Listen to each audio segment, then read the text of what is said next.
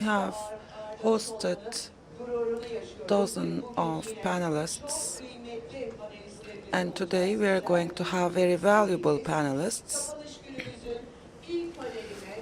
I'd like to welcome each and every one of you to the first panel of the closing day. Distinguished guests, first of all, I would like to invite our valuable moderator, Dr. İsmail Arı, from Özyeğin University, TTO and Entrepreneurship Director.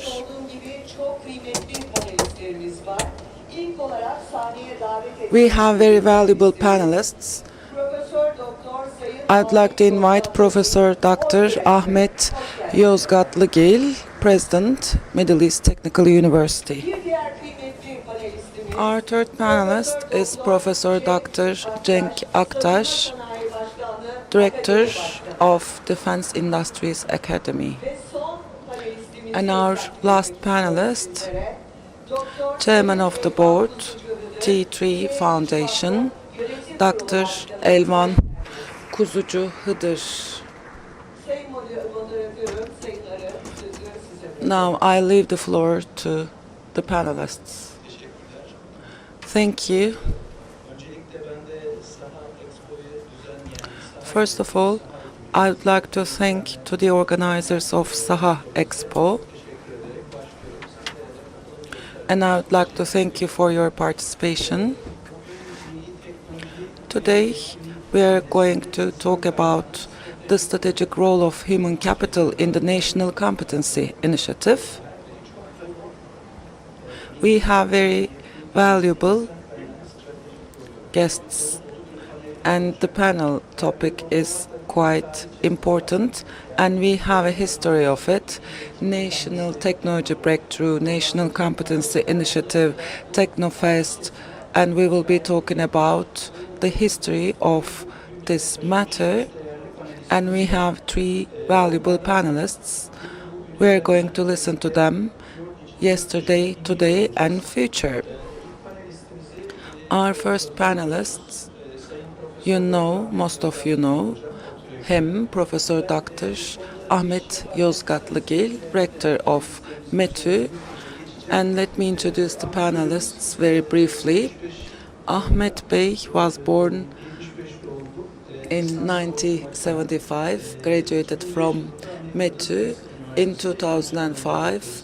In Drexel University, he had his doctorate degree, National NIST Standard Technology. Worked there, and in 2007, he started to teach in METÜ. In 2014, associate professor, then professor in NASA and in Japan, CNRS, in France. So he worked on the energy, combustion engine, etc. in his field of expertise. And he has also public heads between 2016 and 2020 in METÜ, Research Innovation, and Vice Rector, and also Deputy Manager of Technopark, ODTÜ Technopark. And he took part in the boards of many research institutes. Right now, he's a member of the board in TÜBİTAK, and we are also members in Aselsan together. He has two kids.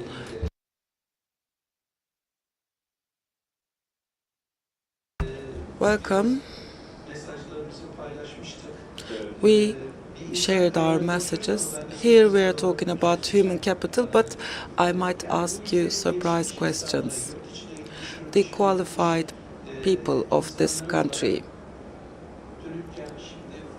as being three of them, you are now serving at different positions, and we are here trying to raise next generations in the field of defense industry.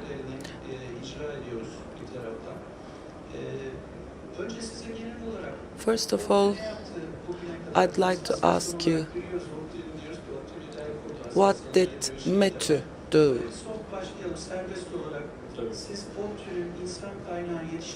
In order to raise human capital, what has METÜ done up until now? First of all, thank you very much for the nice introduction.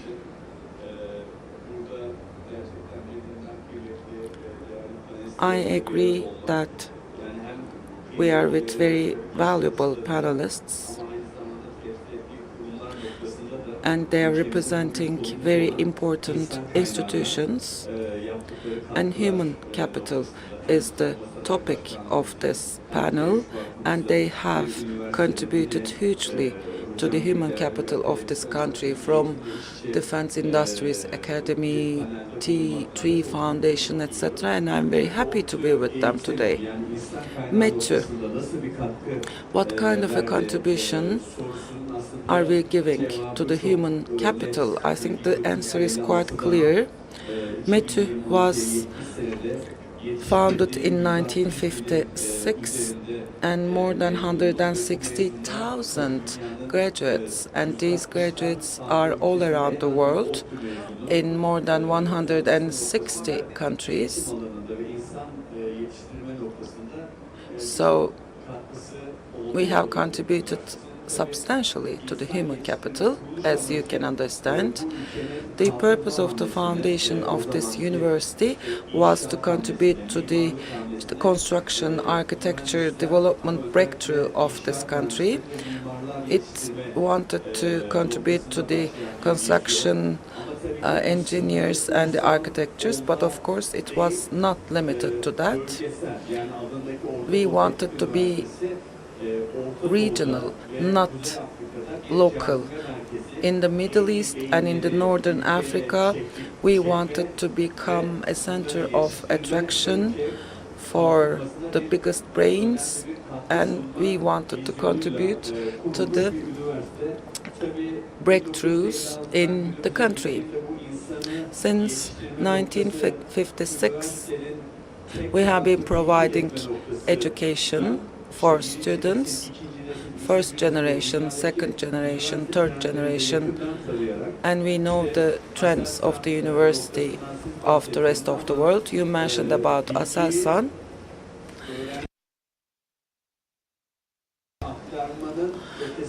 We conveyed the information and the training to the generation. We are trying to make them entrepreneurs with the cities, techno centers, techno parks, with the focus on technology, to set up technology companies. And we are contributing to the defense industry, and the foundation of Aselsan was made by ODTÜ, METÜ graduates. Aselsan is the first startup founded by METÜ graduates. So it's a source of pride for METÜ. This is what we have been doing briefly. And these people will continue to contribute to the country. So it's an important university, and I'm director of this university, and I'm proud to be here. You're a graduate and also director of this university. When I think about strategy, whatever you said really touched upon me. The graduates, the qualified human capital, qualified employment are of great importance in the defense industry. Having critical companies, entrepreneurship, we said 160 countries all around the world. I think they're present all around the world. These are strategic topics. Of course, we need to have human capital, but when we look at the breakdown of it, every point that you mentioned has a strategical importance. In order to have a welfare, financial welfare of a country, an entrepreneur, youth is very important, and they also have their emotional connection to the country, and METÜ is a good example for the other universities as well. Our second guest is the director of Defense Industries Academy, Professor Dr. Cenk Aktaş. Let me introduce him briefly.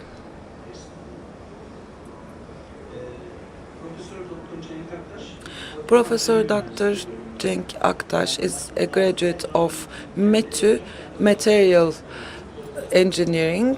Elvan Hanım is graduate of Bilkent University from Electronics Engineering Department, and I'm also Electronic Engineering Department. He had his master's degree in Christian Albert's University, Material Engineering Sciences, and for doctorate thesis he worked on INM in the surface technology field. He took active role, and this place is in Germany, right? And he is following German Ecole, and we have professors from Germany, Leibniz INM during that task, nanotechnologies, nanomaterials and engineering. He managed various international projects, and he contributed hugely to the technology. He studied also in Korea, Nature and Chemical Society magazines. He has published more than 100, and he has more than 10 patents. And right now he is the director of Defense Industries Academy. We have Hakan. Mr. Hakan is with us as well. So our presidency of the defense industry and the academy are working so hard to train the human capital. Okay, the floor is yours. The Defense Industries Academy, strategic in order to raise strategic human capital, the whole human capital, but in order to contribute to Turkey and the defense industry, what do you do? If you allow me, I would like to start by saying that there's a question, I always ask this question. Are you any non-talent among us? Normally, nobody raises hand because everybody has his own talent. But as an academy, we are not focusing on the talent. We are focusing on the competency, because talent is a potential. And yes, when we say talent, yes, there is a potential. We have some features that we can better, but we are focusing more on the competency. When we go to the field, we would like to develop it, improve it, and carry it further with experience. We would like to resurface that potential. And in this academy, on the basis of the competency, we are trying to implement a series of work, as mentioned by you, both locally and internationally. We are doing our best. I have a slide. Can we show it? Okay, I'm an academician. I can't speak without slides. Okay. What we would like to do as an academy, both locally and internationally, the awareness level, operational level, leadership level, and the strategic level, we need to have different touch, because when we say competency, it's not only about the youngsters or the new graduates. We have to focus on the managers, young professionals, leaders, high levels. We need to improve our competencies as well. As here we see 7 different groups, and while doing so, we paid visits to other countries, and we can discuss whether they can go back to that or not. We don't say it brain drain, we call it as brain power.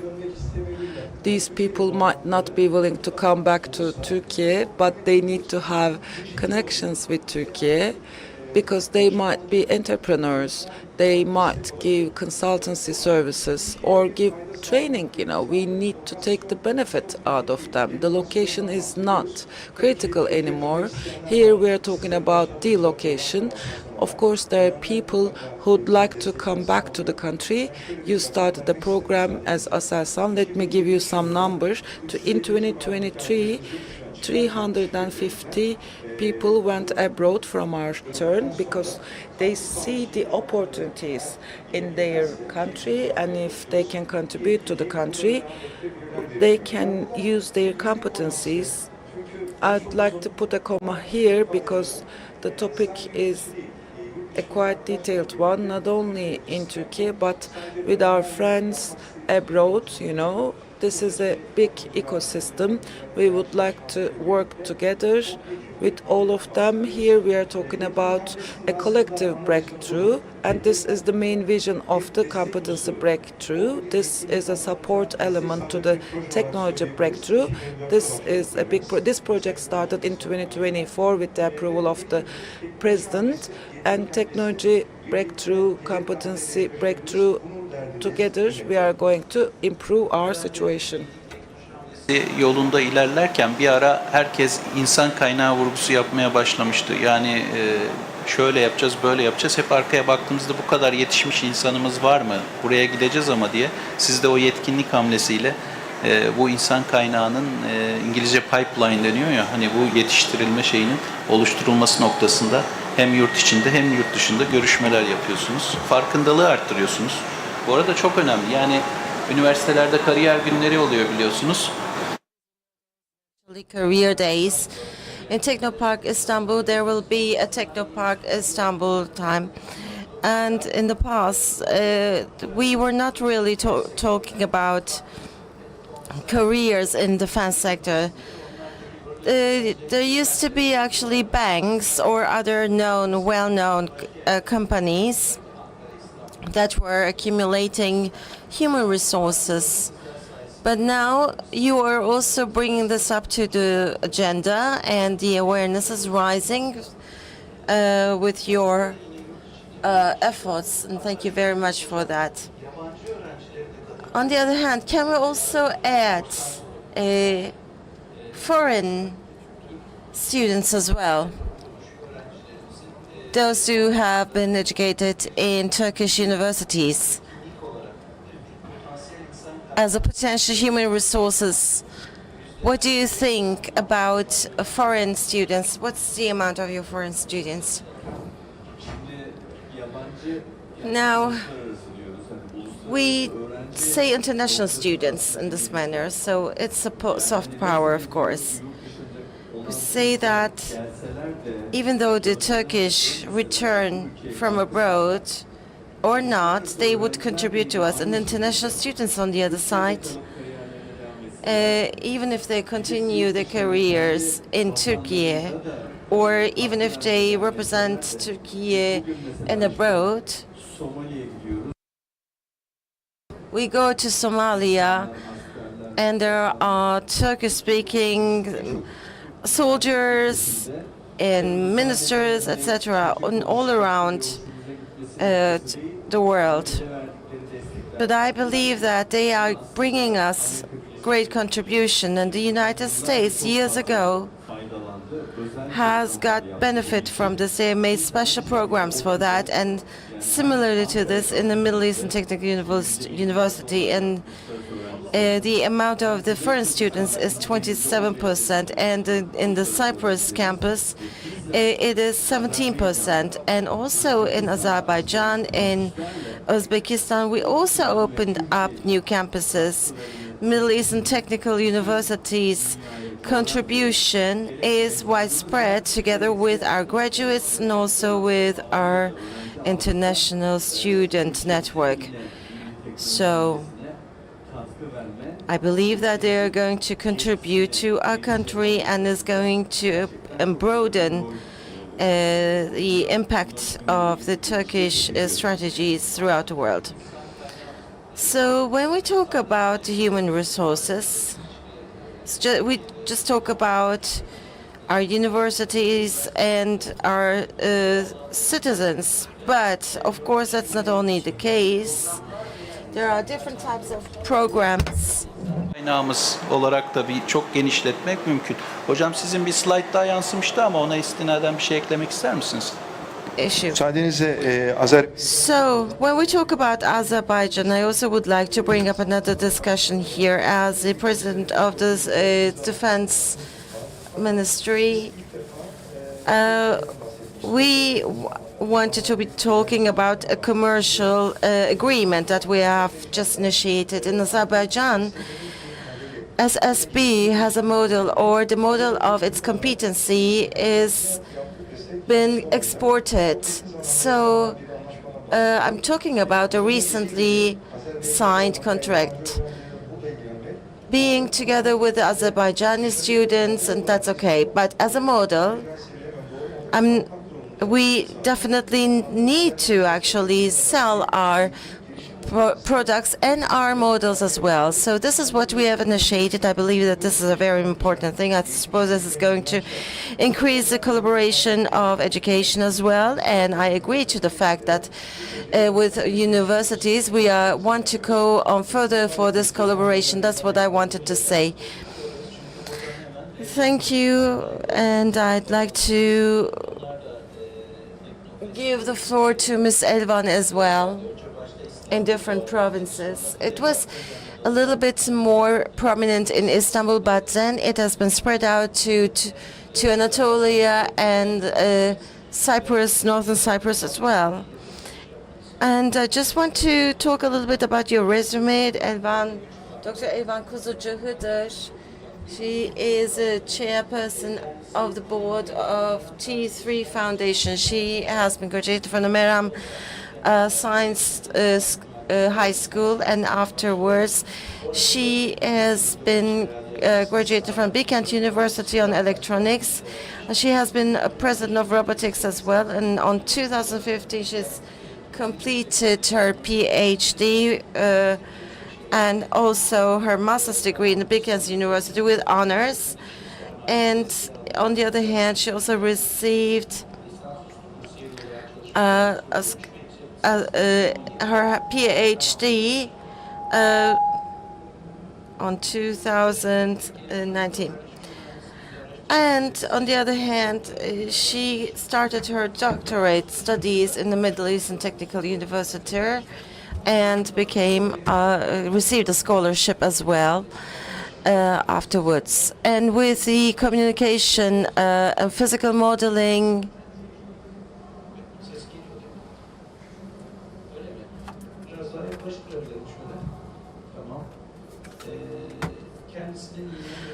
is the areas that she's been working. IT communications letters. She has been written a lot of articles.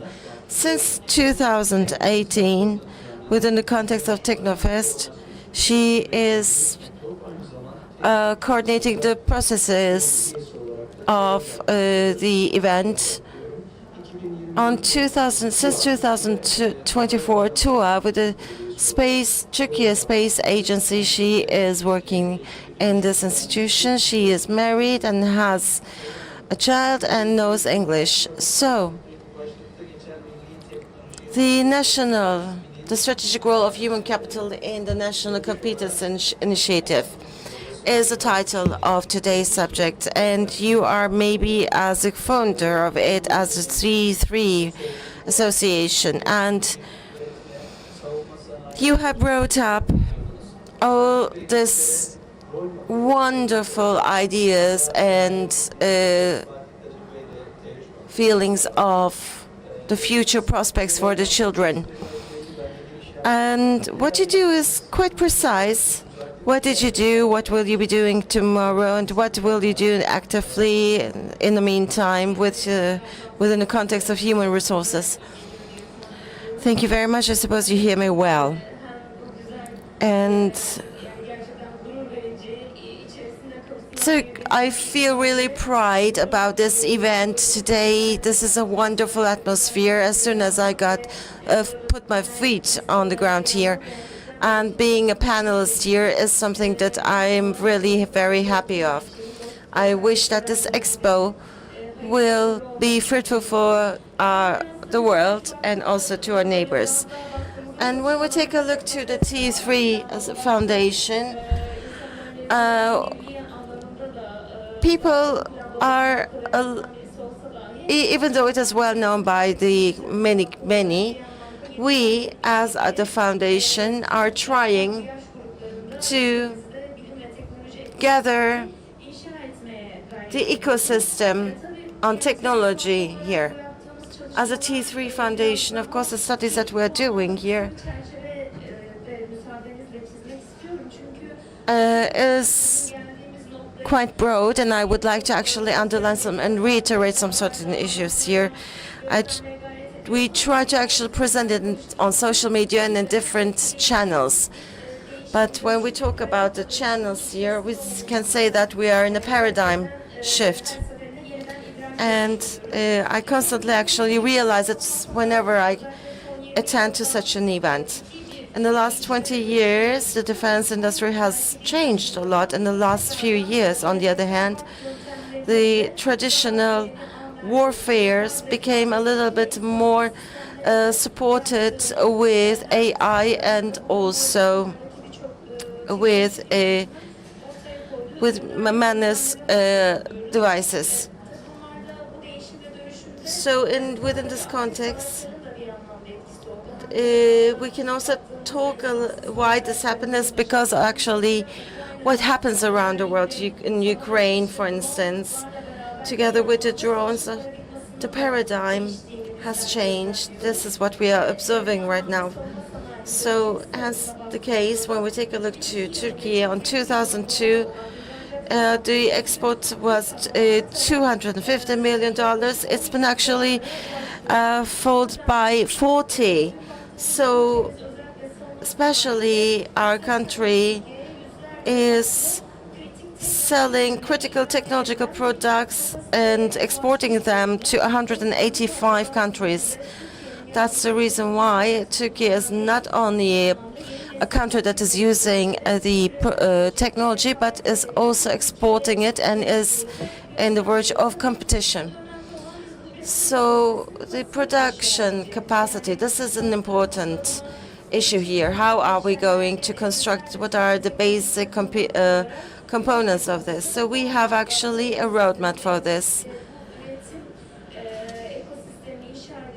In order to actually increase the capacity of the construction, we have to decide on what type of steps to be taken. And one of the critical things are research and development. The universities are working together with the private and public sector is also very much important. High tech, on the other hand, and domestic and local and national productions are the most important things. And on the other hand, human and resources is the most important thing for us. So as the T3 Foundation, we have a holistic ecosystem within this context. Of course, human resources is very much important with our actually step taken forward for defense. In the professional roadmap, an engineers at an early age has to be well equipped within the means of trainings and education. So there's an end-to-end ecosystem that is ongoing. So we have a project called Science Turkey, and with younger children, they can come and touch and learn science out of school. They can observe them and can attend to the workshops within the type of a class, actually, in the feeling of a class. They can produce here and they can explore. So this is what we intend to do.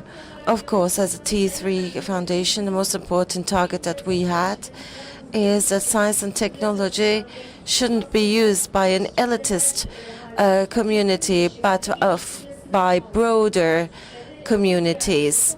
And on the other hand, as you can see in our foundation, we want to create it as a team. It's not an individual success, but the success is realized with a team.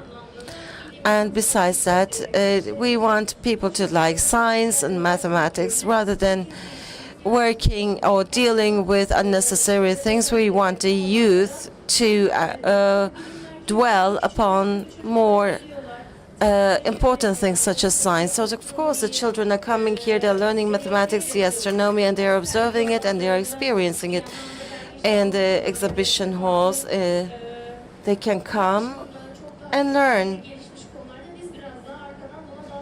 We try to actually keep up with Europe in that manner, but nowadays more than 40 provinces, these science centers are working effectively. Of course, we need to give the training for that as well, and that's the reason why we have the technology workshops under the Ministry of Industry and Technology and TÜBİTAK.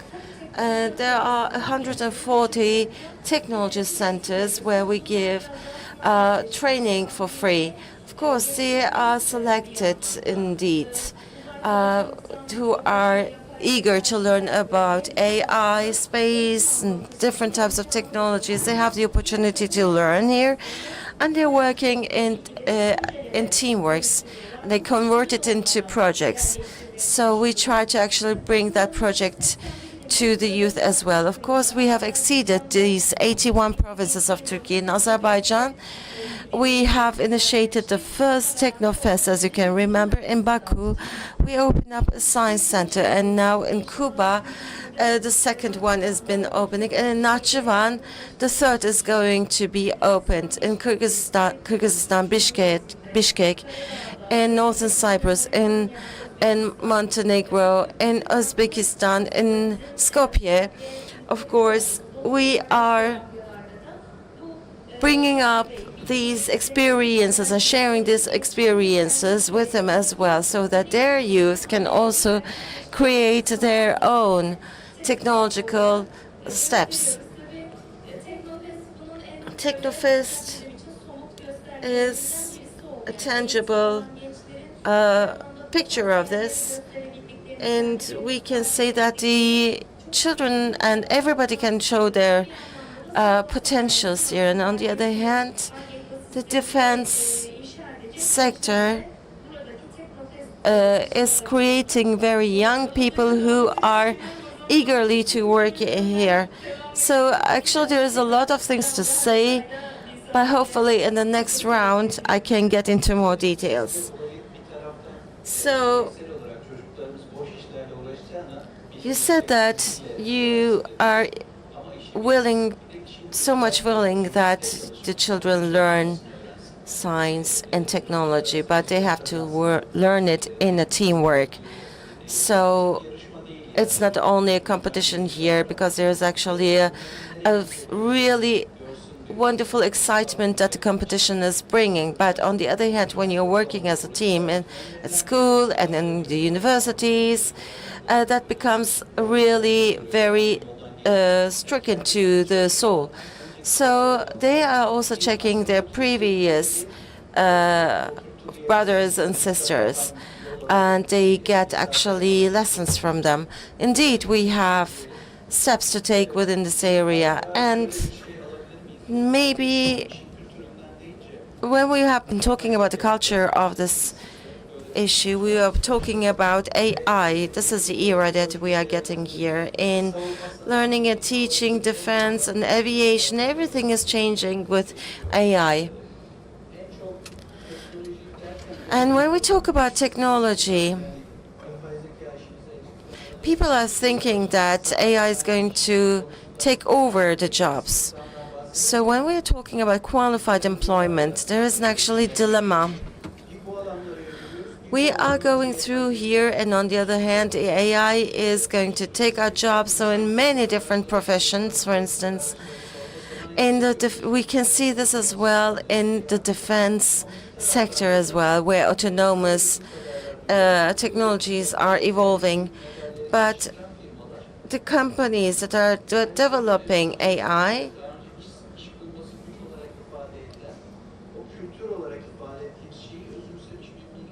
has brought up actually philosophy underneath to it. So they are taking actually graduates from philosophy.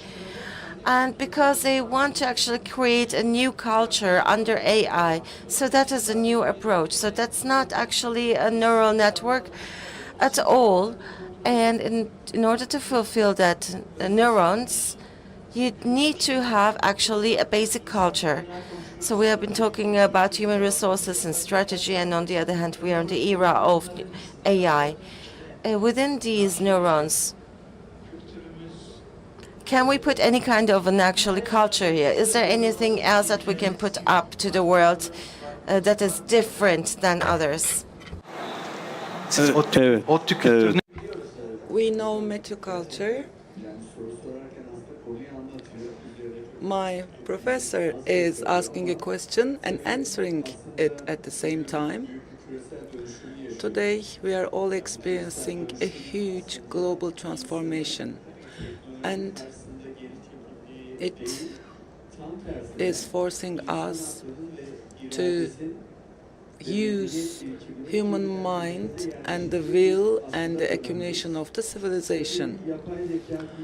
And the AI is improving, the systems are accelerating, and we are talking about quantum intelligence. But while talking about all this stuff, the direction of the technology is defined by a human being. Today, when you consider biggest technology companies of the world, besides the engineers, the philosophers, the ethical and other sociologists, they have them in their staff because this is more than producing technology.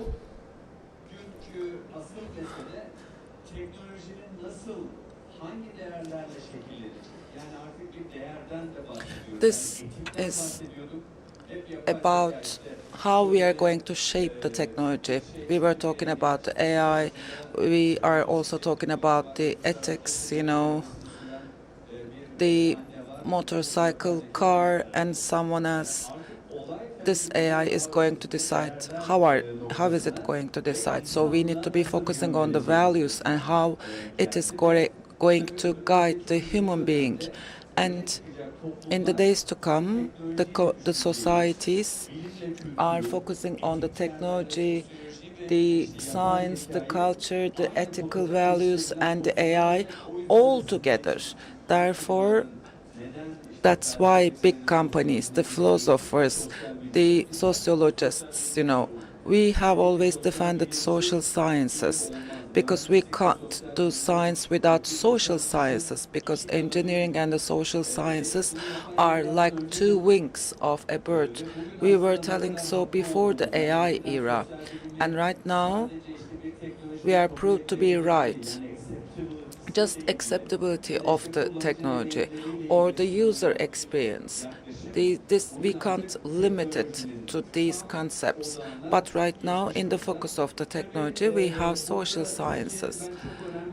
And I think Turkey has a great advantage because in these lands, for centuries, we are bringing together the East and the West, the ethics and the mind. So this geography has such an advantage with our young population and technical capacity, but we have the ability to read different worlds. That's why our culture, way of thinking, our civilization memory, we will be shaping the technology. We are always talking about whether we are going to be needing human beings or not. I think that's not the real question. We need to be talking about what kind of competencies should there be with which ethical values, with which skills. Of course, the AI can analyze millions of data and solve very complicated problems, but the AI cannot have a conscience. And we need to have a civilization perspective. Therefore, it's human beings who are going to have the conscience with the moral values, with the ethical values, sociology, philosophy, and we are going to be training them. When I come together with the youngsters, I observe it very clearly.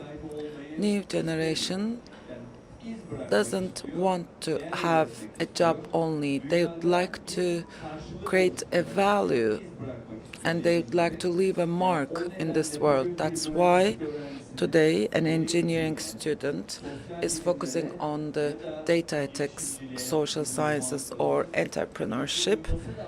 They have interest in these fields as well, and this is not a coincidence.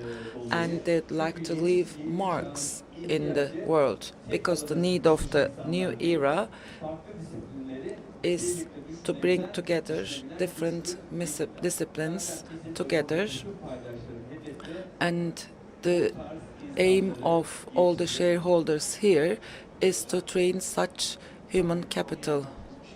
Thank you very much. Yes, whatever you said is of great value, and you are giving us new things to think about. We are bringing together our culture and intelligence together. We are always talking about the strategic position of our country, and he mentioned about the socioculture advantage of it, and also the mechanical side.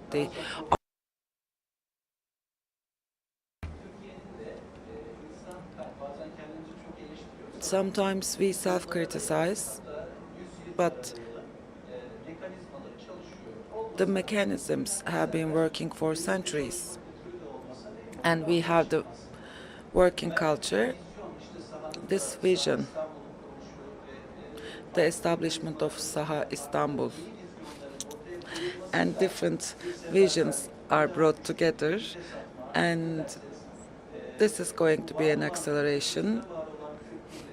And the cultures we have in the geography and in our roots, we are going to bring technology, science together, and we are going to carry it to the next level. Cenk Bey, socio-cultural perspective, could you please elaborate on that?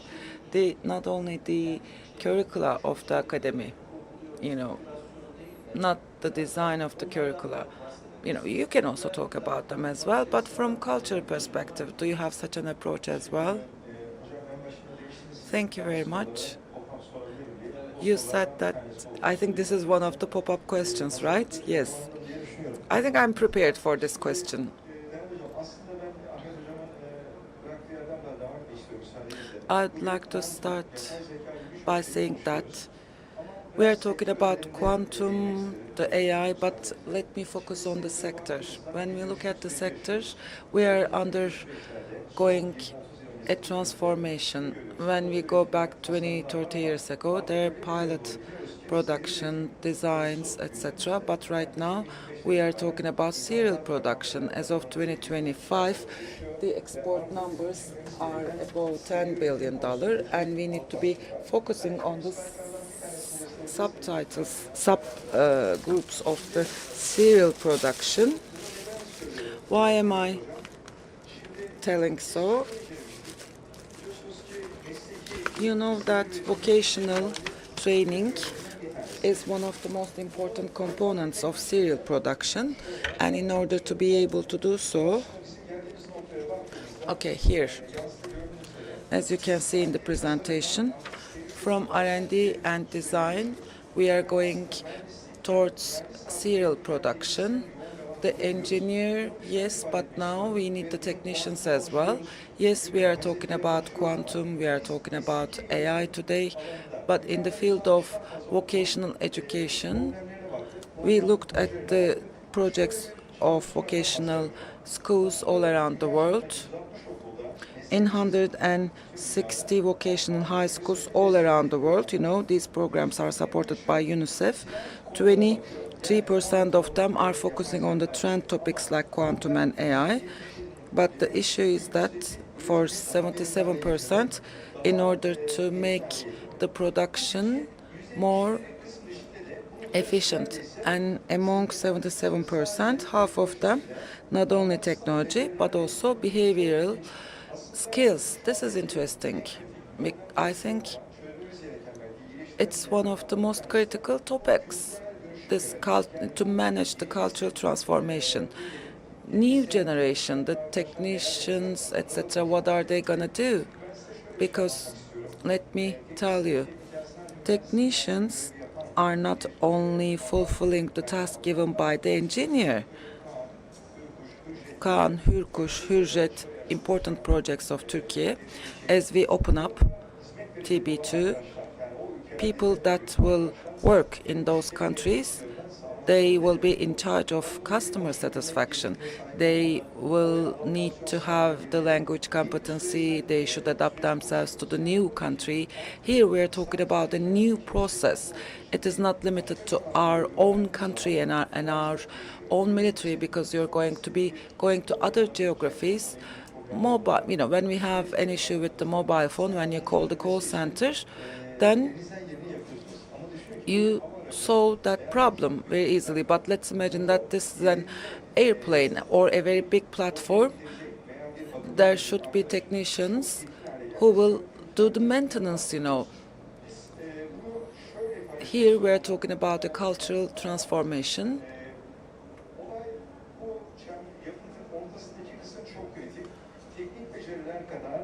As well as the technical competencies, we need to focus on the behavioral competencies, because in this transformation era, technical competencies are not going to be sufficient. And we need to put the curricula defined by the industry in the center. And those who are going to work in the field, after their graduation, there should not be any gap. AI, yes, these are focus points, but on the other hand, we need to be focusing on the behavioral and social side of it as well, because we need to get ready for the serial production. Here we are talking about 100,000 employees and 25% of it technician, and it needs to reach up to 60-70%, because, as I said earlier, we need to have a producer labor force with quality focus. While looking at the future trend, we need to be looking at today's realities as well. Thank you very much. I see that you're quite ready for the pop-up questions. In order to wrap up the culture, in Japan, for example, there is no cleaning lady, because they clean on their own.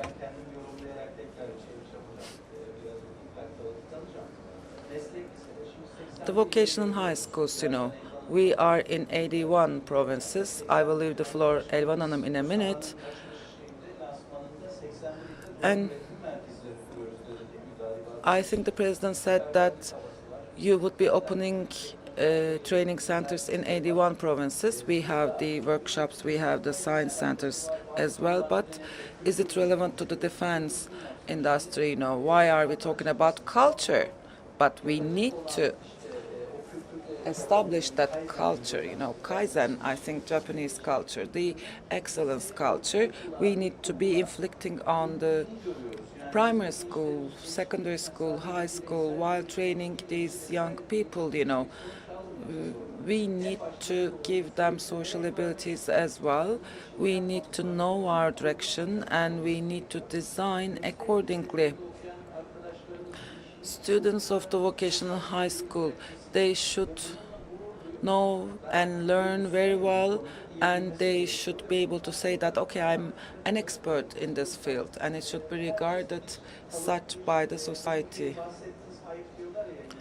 Hype, you said, then there is going to be different perceptions in the society, and this is valid for the entrepreneurs as well.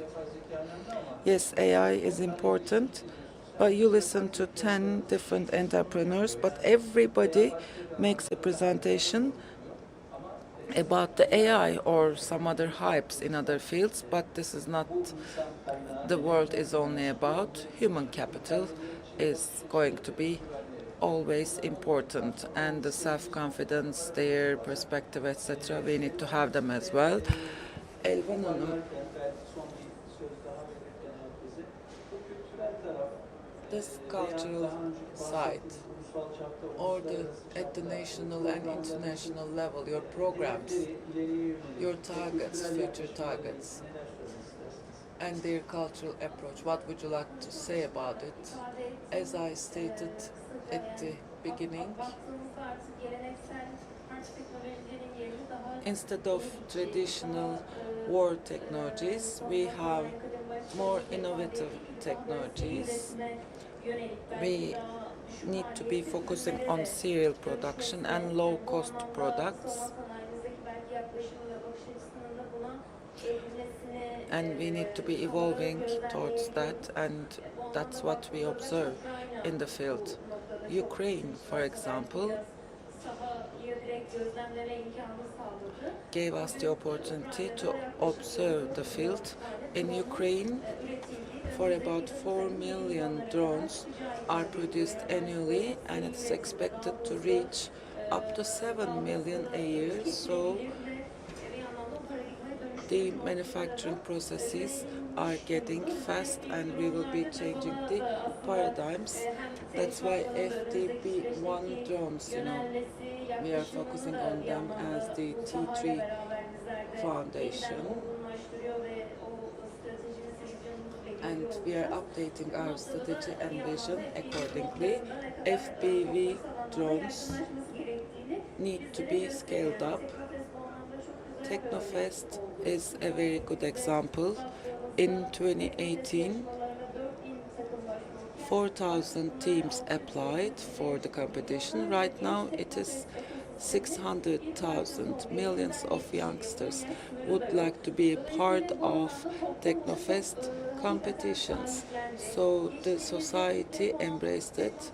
Last year, for the first time, we organized Technofest Mavi Vatan in Tuzla, underwater rocket,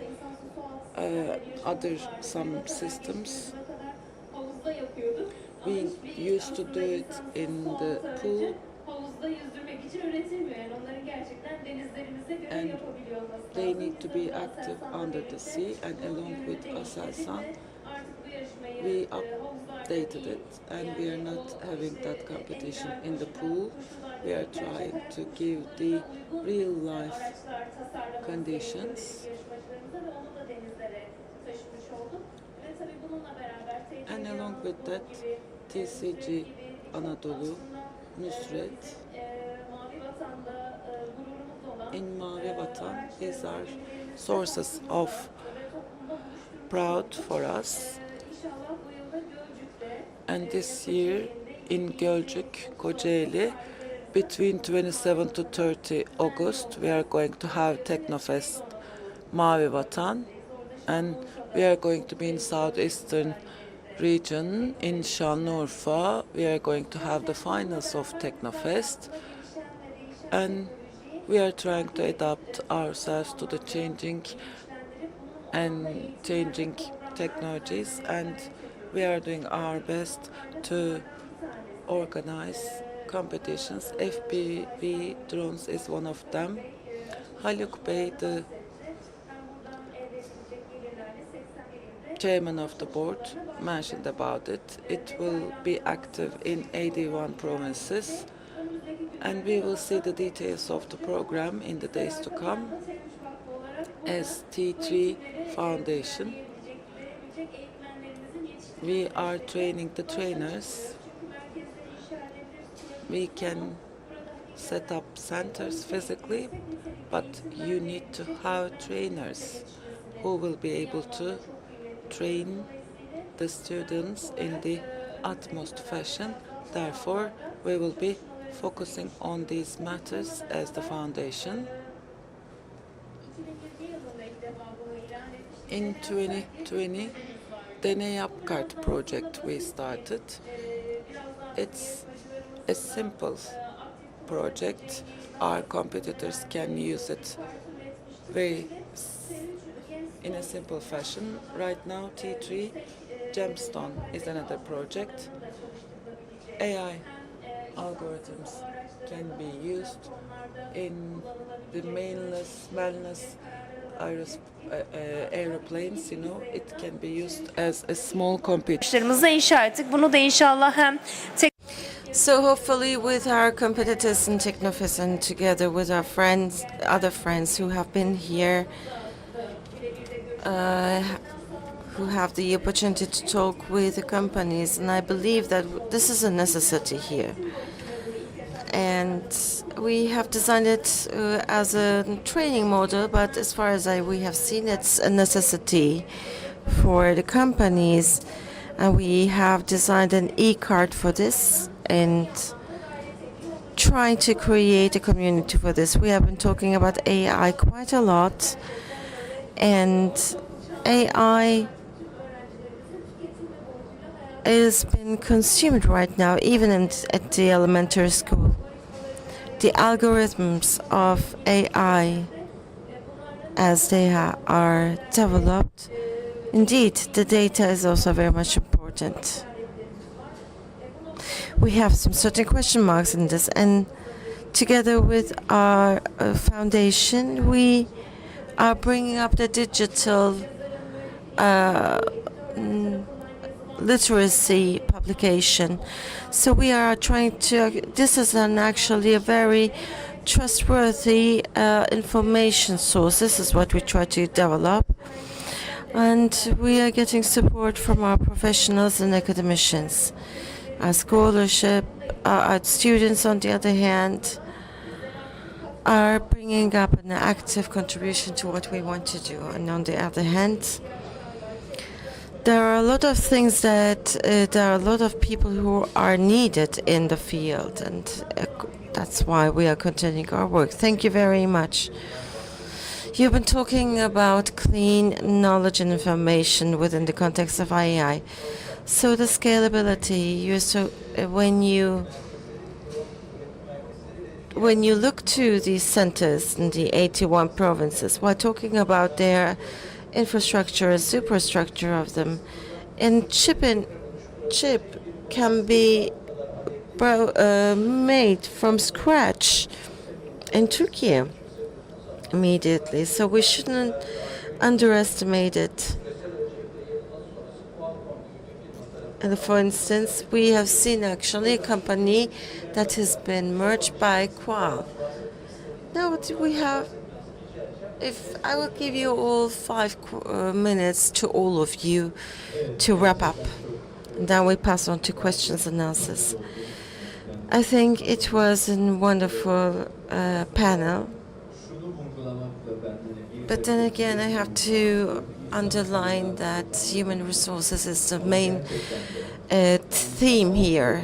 But of course, infrastructures and superstructures, different possibilities, they all can be achieved somehow, and also within a short period of time.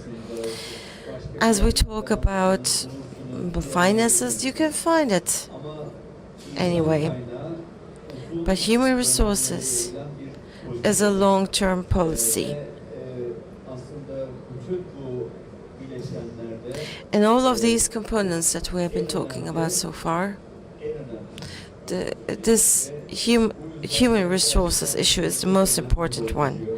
That's why we have an important role to play, especially the academia. The classical training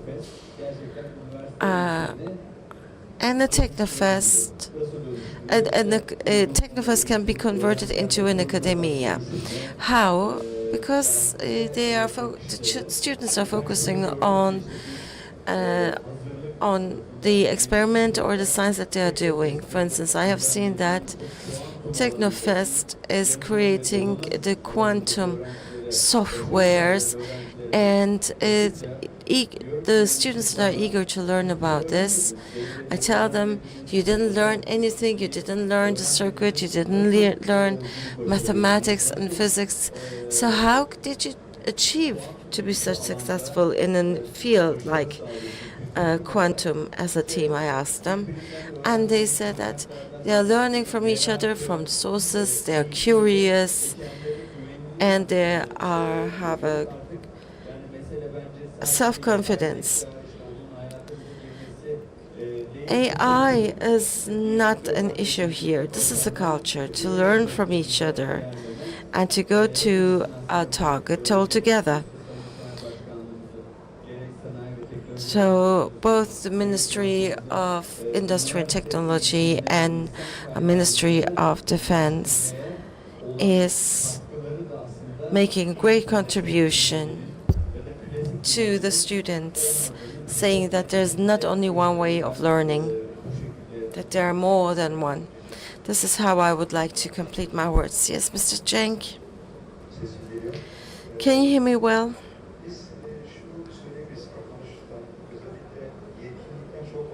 We've been talking about competency quite a lot, but then we have to also convert competency into skills. And I'd like to give a few examples of seminars. There's no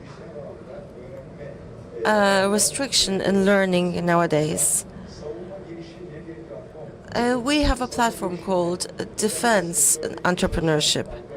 This is important because together with the help of our academicians, we are creating a training program. It's like a Udemy,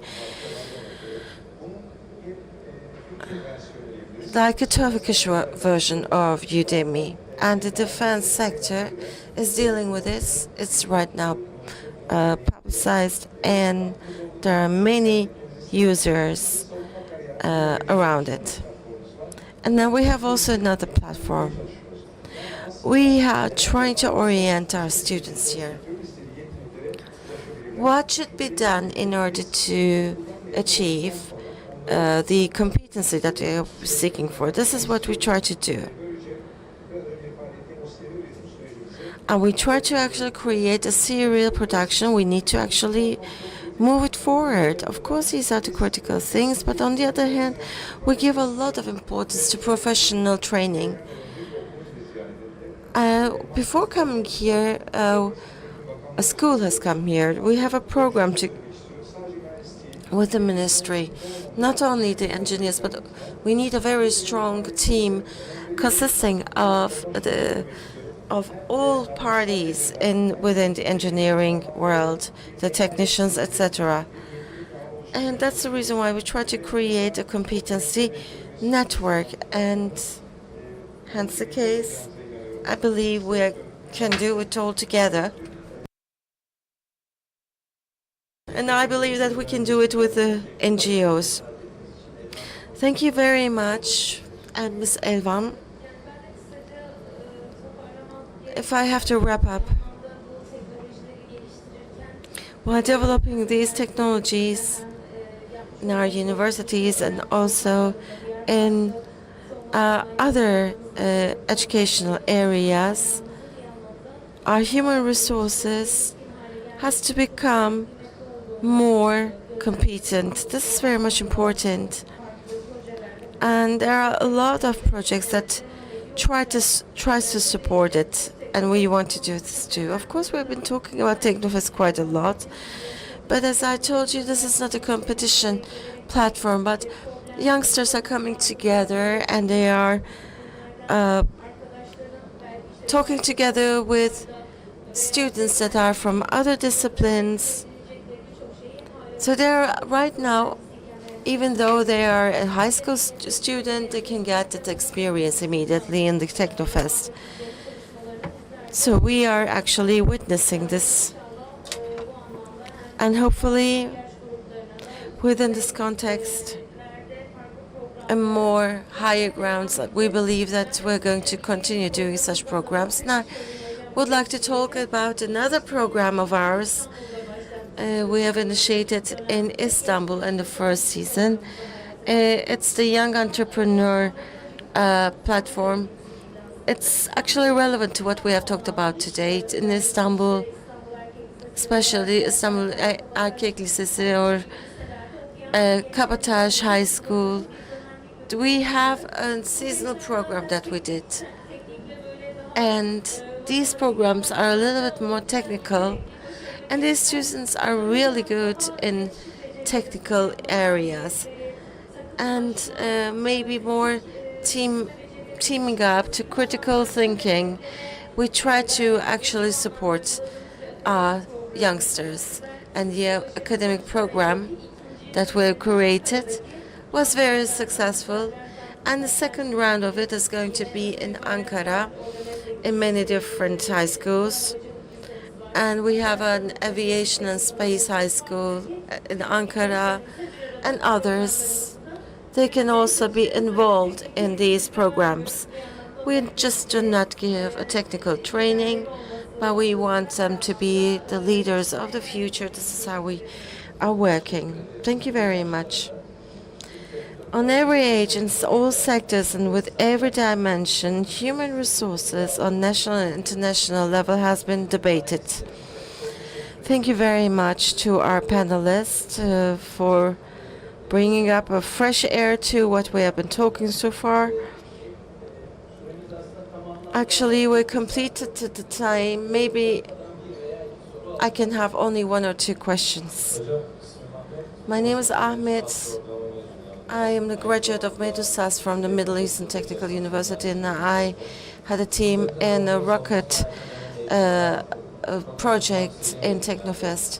I wanted to attend to certain trainings, but I couldn't. I think you have to be working in an industry company. There are certain prerequisites for basic studies, for instance. I'm working in a campus, and there are wonderful actual trainings that are ongoing, and I couldn't attend. I believe that there should be actually a more.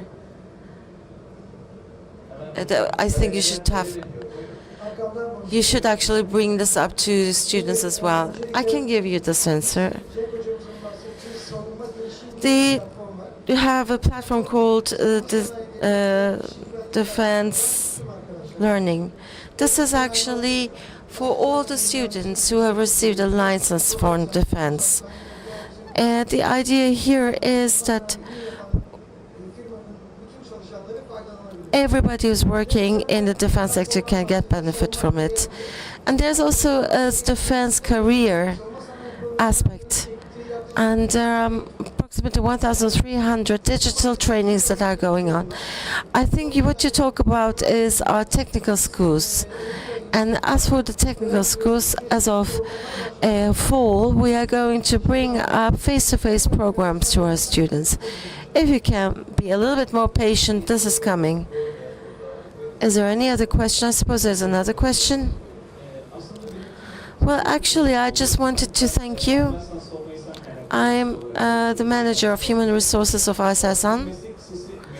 I have been graduated from a vocational school, and then I changed my profession.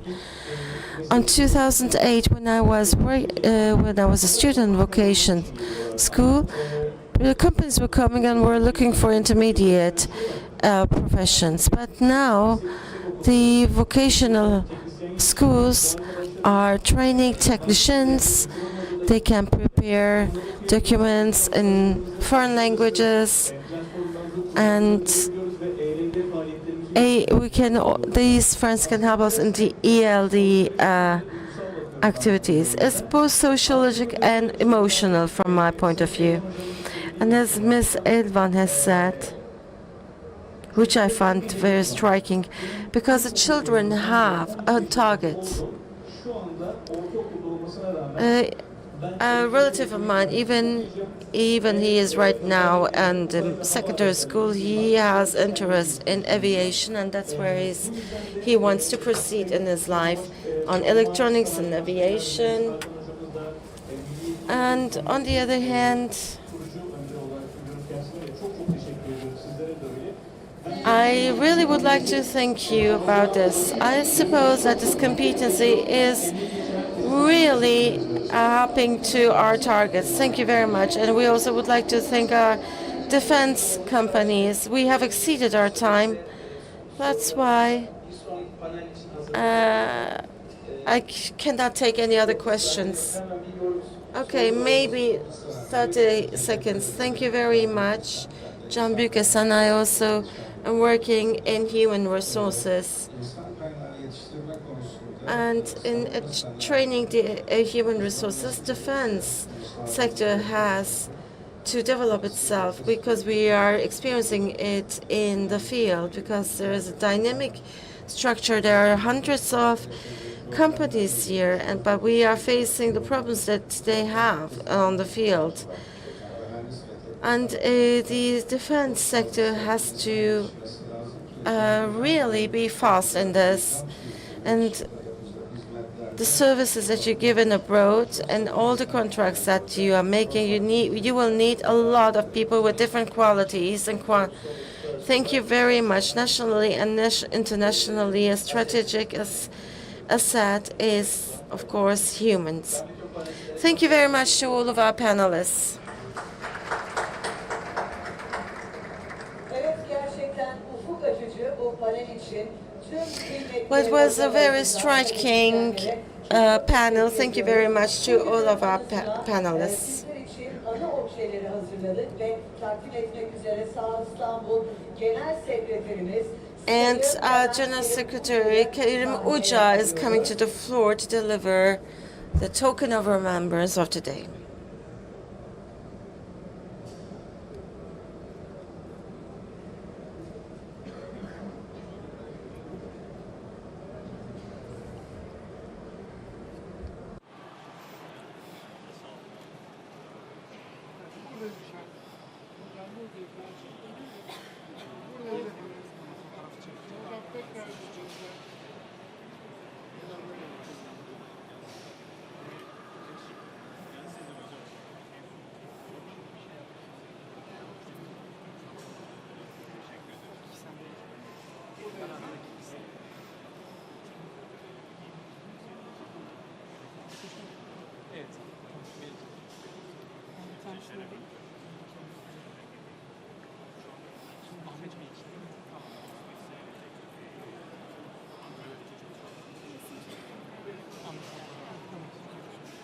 Kıymetli panelistlerimizden fotoğrafı rica edeceğiz.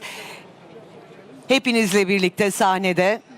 Sayın Genel Sekreterim, sizi sahneye alsak hatıra fotoğrafımız için.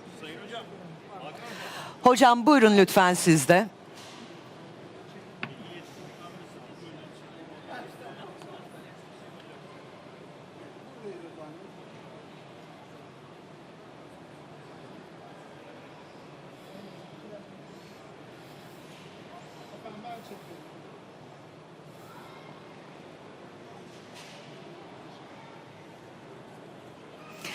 Saha 2026'nın son gününde panellerimiz devam edecek. Katılımlarınız için çok çok teşekkür ediyoruz.